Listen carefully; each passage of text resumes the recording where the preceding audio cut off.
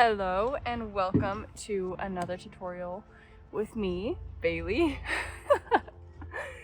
We're gonna do this cute butterfly. It is part of the Country Life Watercoloring Book.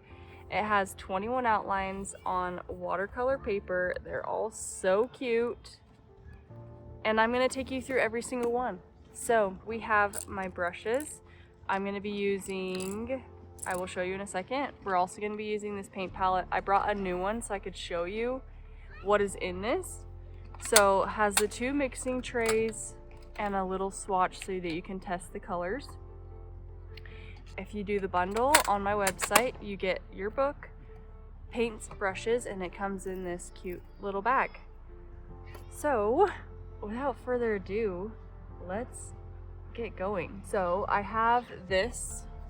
You probably recognize it if you've been following along for a little while. I sold this as a written instruction, individual bundle, as a way to test if you guys would like the theme of this book. So I'm gonna teach you how to paint this. I'm gonna use our palette, and as usual, I love all the brushes, but my go-tos are size 10 and size 12. So today we can use size 10. This is a water brush that you can use when you don't have access to water. You can fill it up, screw this lid on, and squeeze the water out as you're painting if you don't have a jar. But today we do, and I always prefer the traditional brushes. I forgot a paper towel, so I'm gonna be using this little shop cloth that was in my car. So cute, so aesthetic. If you can hear things, I am at a park. My house is in full renovation. I don't have a space to film videos at the moment, and I'm taking advantage of this warm weather before it starts getting cold. Let's get going. All right, so first thing I'm gonna do is grab this salmon color, and I'm gonna bring it over here on the mixing tray, and this is gonna be our base color. With watercolor, we like to go lights to darks because it is harder to go lighter once you've already gone dark. So we're gonna build up our layers. As you can see in this, I'm gonna be doing this base salmon color over the entire thing. We can come in with our oranges, we can come in with our blues or our purples. It really doesn't matter, but we're gonna end the painting with our black. So let's do this.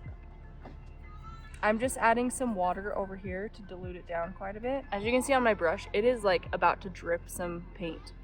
I'm okay with that right now because I'm covering a big surface, but if you're wanting more control, you need to make sure that you dip this on your paper towel before you do any detail-oriented things. Otherwise, it will just bleed all over. But I am okay with that. These little spots with the purple and over here with the blues, you can try and leave blank, or you could just go straight over them. I'm gonna go straight over them today. So we're going all the way up.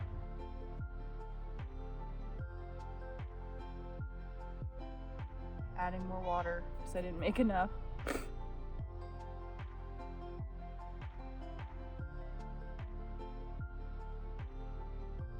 I really am sorry about all the distracting noises. I'm hoping to be in a quieter space tomorrow, but I just have to tell myself it's better done. It doesn't need to be all the way perfect. I'm gonna do my best with what I have. So I hope you can bear with me on this. All right, we have one side done. And now we can move over to the other side. I'm gonna make some more. Drop in water. And as I'm painting, especially with these larger areas, I'm using like the body of my brush, this side. And as I get closer to those edges where I want more of a distinct line, I use the very tip as I move.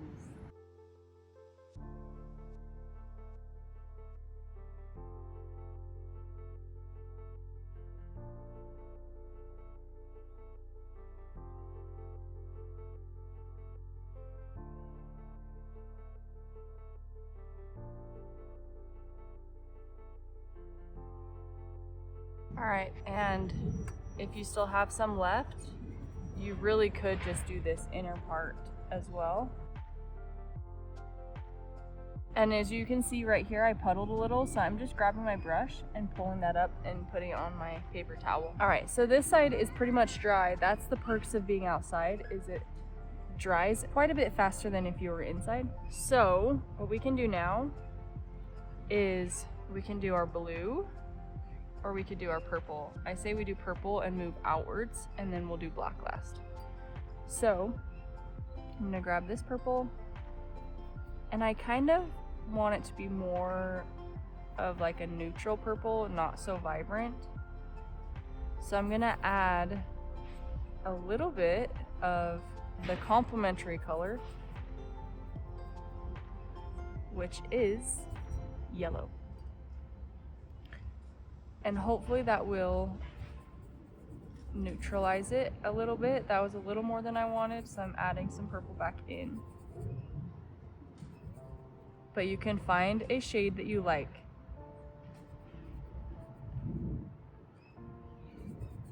There we go. See how that's just a little bit here? So there's this.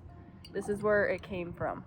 So when you add your complementary color in, it changes it from your vibrancy to more of a neutral kind of fall vibes. So I'm gonna come in here. And you don't have to be overly careful. I am gonna try and keep it in the spots, but it's not the end of the world if it doesn't, because we're coming back with black. So we're layering on top of it.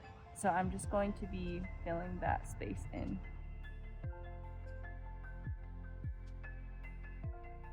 See how I'm like not even trying to stay out of those lines?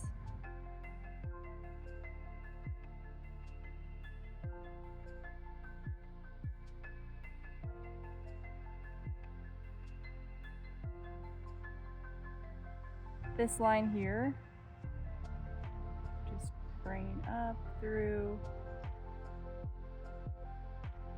See, don't have to be perfect. I'm gonna grab that color and do the same over here. This side is more diluted because I added more water. So if you wanted to like bring in some more of this vibrancy, you could come back and make some more, right? And just bring it in. If you notice it puddling or bunching in a way that you don't like, you can always lift it off and bring it onto your paper towel. Just smooth it out. And then I'm gonna grab the blue. I love, as you know, if you have my books and you followed my tutorials, you know I'm a huge fan of this cobalt blue. And I think it will complement this purple that we have really, really beautifully. So I'm gonna use this straight from the tube. Right here, we do want to be a little careful with this point, so make sure you're not like dripping with color. And you're gonna bring it around here and over. Over here is not as crazy. Can lift any color that you're wanting. Okay, and then you can leave this dark, or you could do something like this. This is something I added in as I was painting because I was like, oh, some more color would be pretty. So if you want that, or if you just want the little pieces, that's fine too. You could go like this, and you're just gonna make like a little rectangle connecting this area and this area down here. Again, not perfect because we're coming in with black later on, so you can refine that shape down the road. Okay, there we go. And you see how we are painting on top of this salmon, and you can, once it's painted on, you really can't tell a whole lot. If you were wanting it super vibrant, then you could leave this space white, but I think it looks really beautiful with a little bit of an underlay. There we go. Same thing over here. Grab your blue, connect these.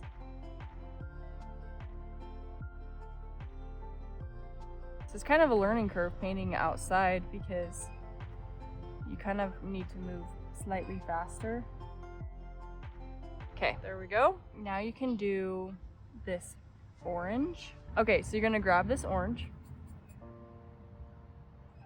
And if you want it a little bit more of like a rustic, then you can add blue, a tiny, tiny bit,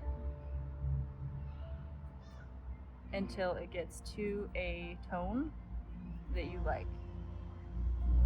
This is really awesome when you're learning to work small like this, because then it gives you an idea of color theory and how much of something needs to be mixed together. And the more you do it, the better you get at it. So here we are. That's a lot of water, I could tell by just doing that one dot. So I'm gonna brush it off on my paper towel and come back. Over here, do the same. If you want it more diluted, you can pick it up while it's still wet. Just like this. With your brush and dab it off. Just that season, I guess. Okay, so now we're gonna wait for it to calm down, and then we're gonna pick it back up once everything is dry, and that will be kind of our like almost last step. All right, now it is time to grab black. You can do it right here.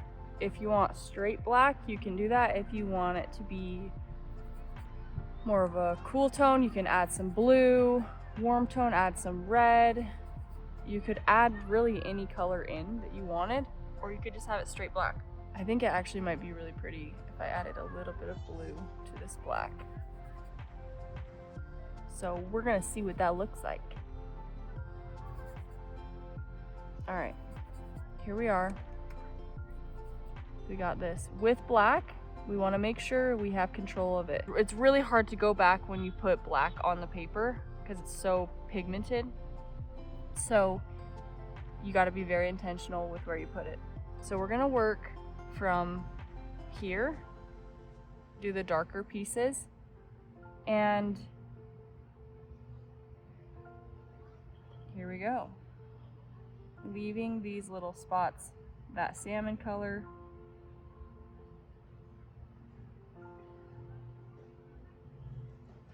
I gotta hurry so the shadows don't get too bad in this video. But go at your speed.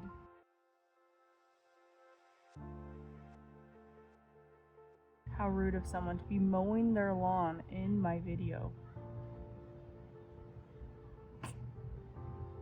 I really hope you can't hear it, but I know you can.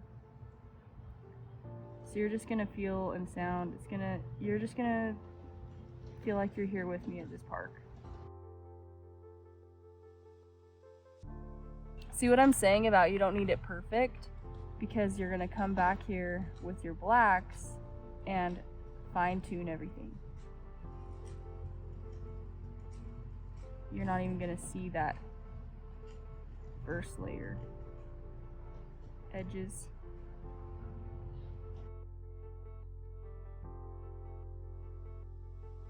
Around orange. It's really, really important that you let it dry before you do this. Don't try and rush it. Go get yourself a snack or something, and then come back and paint when it's all the way dry.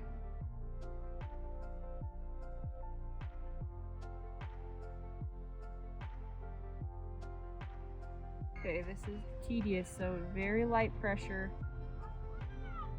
Making a little loop around.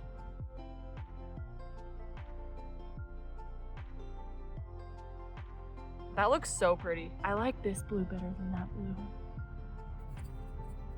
What do you think? What color are you guys doing? Tell me in the comments. Are you following the exact colors?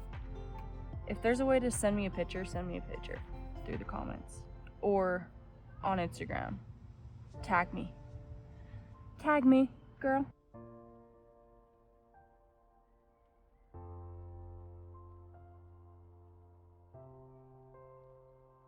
We did this.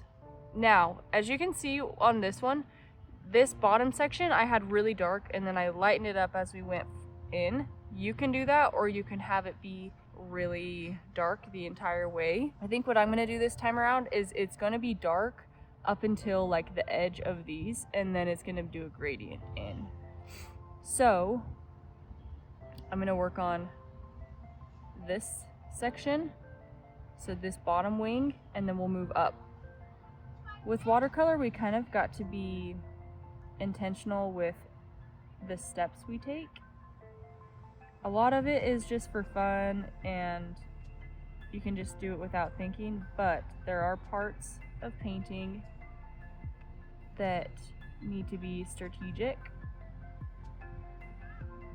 Okay, see how I'm doing very, very, very light pressure in these areas. Here we go.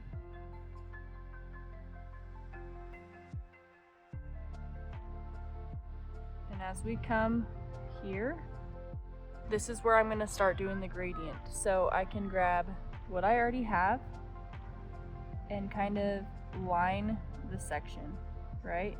Like we've been doing. And then you grab your brush and you're gonna get it wet. You're not gonna clean it all the way off, you're just dabbing it and then letting go of excess water. And you're gonna pull that color in. See how that just gave it a little bit lighter of a color? And then if you want to lighten it even more, you can pull it while it's still wet. You can pull that up with your brush and put it on the paper towel. So pretty. So you're gonna do this exact thing through every single piece. All right, let's do it.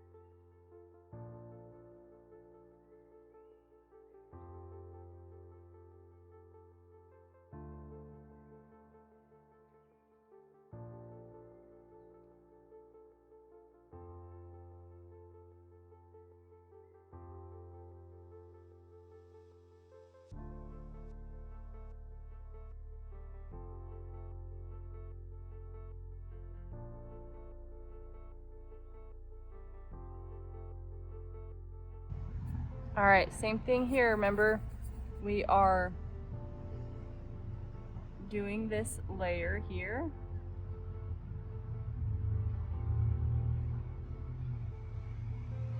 And then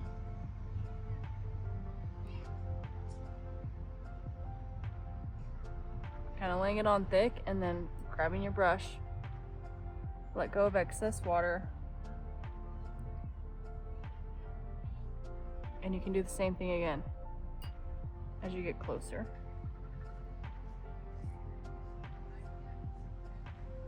Just like that. You can pull that off as much as you want. I did kind of go over my purple. I want to try and see if I can get a little bit of that off. Black is hard to do. There we go. Just a little bit. If you can catch it before it dries, you have a lot better chance of lifting it off. But I think that looks really, really pretty. So we're gonna move that over here.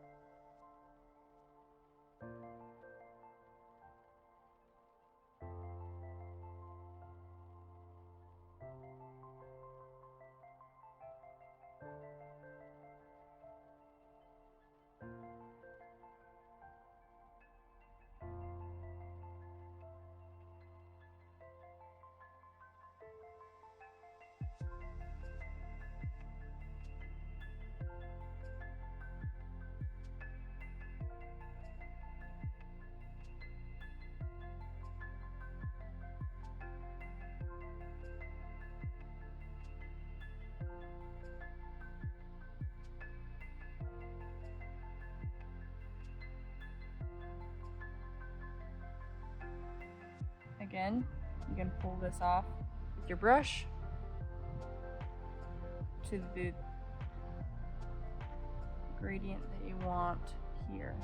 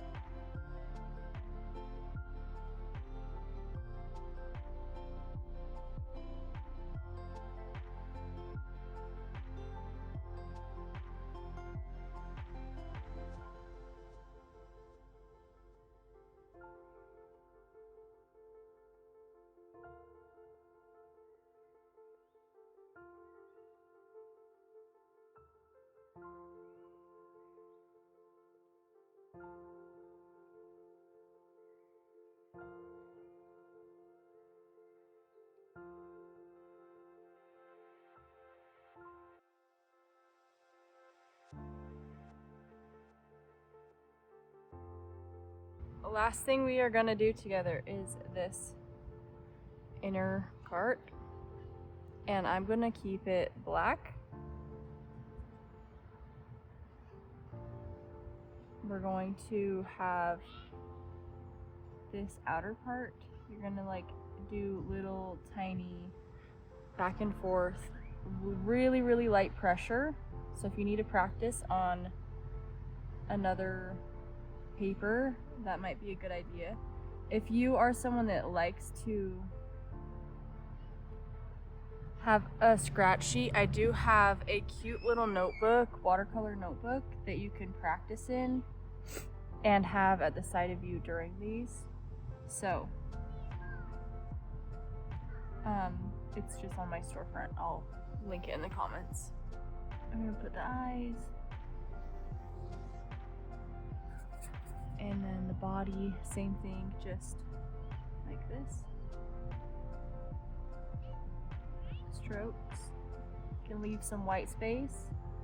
I think what I want to do for this is come in